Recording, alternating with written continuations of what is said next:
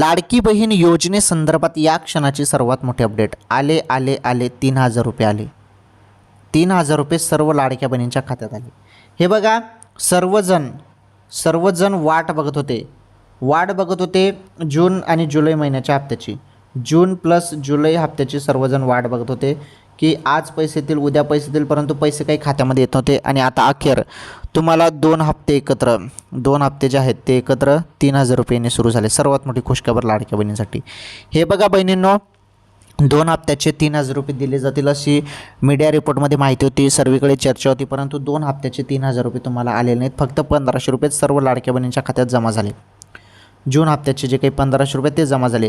हां, मग जुलै महिन्याचे पैसे कधी येतील हा सर्वांचा प्रश्न आहे. तर जुलै महिन्याचे जे काही पैसे आहेत ना बहिणींनो, तो अजून ते येणार नाहीत. ते जवळपास 20 जुलैपर्यंत सर्व लाडक्या बहिणींच्या खात्यात जमा होतील. आता सध्या तर तुम्हाला जून महिन्याचे पैसे मिळालेले आहेत. ओके.